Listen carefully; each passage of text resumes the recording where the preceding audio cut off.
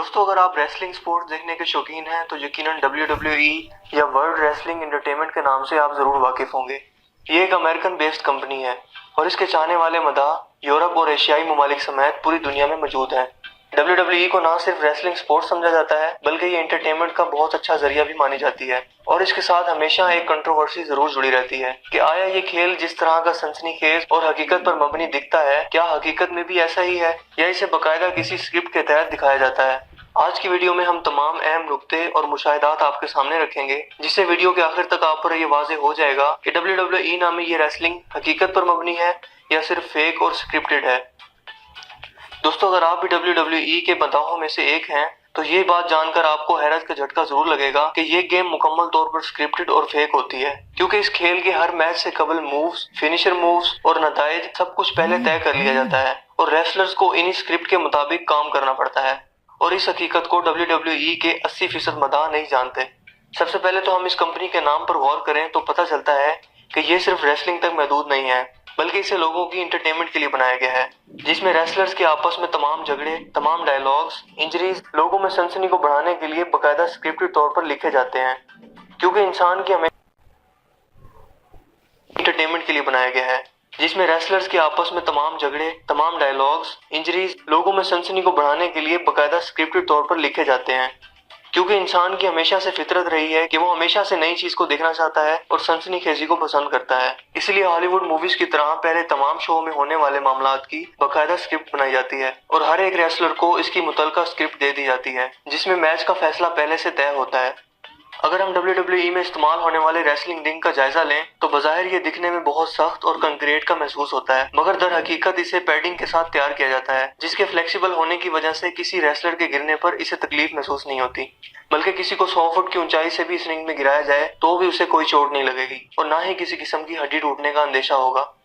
इसके अलावा दोस्तों, रिंग में मौजूद स्टील स्टेप्स, चेयर्स, बेल्ट, ये सब कुछ एक मखसूस मटेरियल से बनाए जाते हैं जो दिखने में बाज़ाहिर सख्त और मेटल की तरह महसूस होते हैं, मगर बिल्कुल भी हार्मफुल नहीं होते। इन्हें इस तरीके से इस्तेमाल किया जाता है कि इसकी चोट बर्दाश्त करने वाले को कम से कम महसूस हो। मसलन चेयर्स और लेडर्स वगैरह को सिर्फ कमर पर इस्तेमाल किया जाता है, जबकि दूर से देखने पर यह सब हकीकत महसूस होता है। ताहम कुछ रेसलर्स गलत मूव पड़ जाने से भी असल में भी इंजरी का शिकार हो जाते हैं।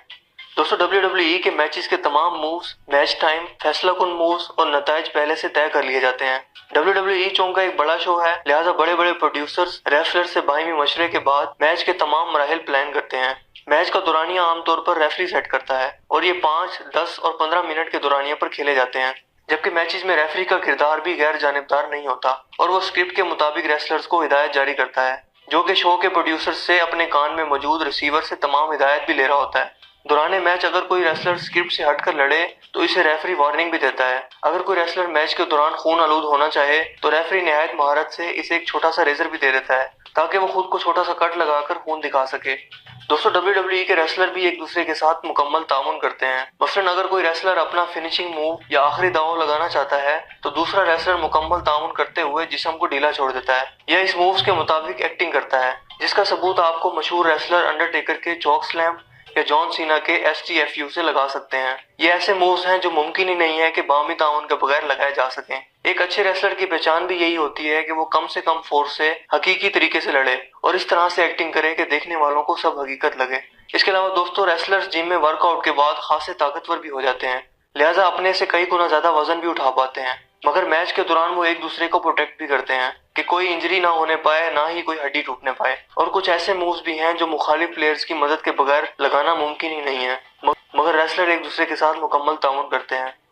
दोस्तों, इसके अलावा अगर आप WWE के मैचेस पर गौर करें तो रेसलर्स कभी भी एक दूसरे को बॉक्सर्स की तरह पंच नहीं मारते, बल्कि अपनी मुट्ठियों की पोर का इस्तेमाल करते हैं, जो कि हाथ का नरम तरीन हिस्सा है। इसके अलावा चेहरे या गर्दन की बजाय पंचेस सीने पर लगाए जाते हैं, क्योंकि हकीकत में ऐसा पंच मारने पर जैसा दिख रहा होता है किसी आम शख्स की जान भी जा सकती है। लिहाजा इस मकसद के लिए रेसलर्स की सख्त तरीन ट्रेनिंग की जाती है, मगर तमाम तर हिफाजती इक़दामात के बावजूद अक्सर हकीकी इंजरीज भी जन्म ले लेती हैं।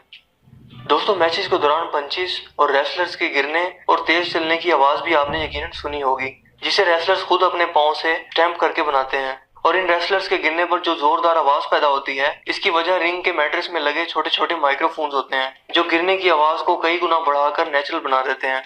दोस्तों इसके अलावा इस बात को यकीनी बनाने के लिए कि WWE एक मुकम्मल स्क्रिप्टेड शो है, आप WWE की वेबसाइट पर as a script writer job भी कर सकते हैं, क्योंकि इनकी ऑफिशियल वेबसाइट पर स्क्रिप्ट राइटर की वैकेंसीज मौजूद होती हैं। और अगर ये सबूत भी आपके लिए काफी ना हो कि WWE एक मुकम्मल फेक और स्क्रिप्टेड शो है, तो हम आपको ये जरूर मशवरा देंगे कि कभी आप रियल फाइट, MMA यानी मिक्स मार्शल आर्ट और WWE को एक साथ देखें और खुद फैसला करें कि कौन सी फाइट हकीकत पर मबनी है। क्योंकि MMA के फाइटर्स एक लड़ाई के बाद इतनी चोट बर्दाश्त करते हैं कि इन्हें रिकवर होने के लिए अक्सर महीनों लग जाते हैं, लिहाजा वो साल में चंद ही फाइट्स लड़ पाते हैं। जबकि दूसरी तरफ WWE के रेसलर साल में 200 दिन फाइट करते हैं और 2 रोज में ही रिकवर हो जाते हैं।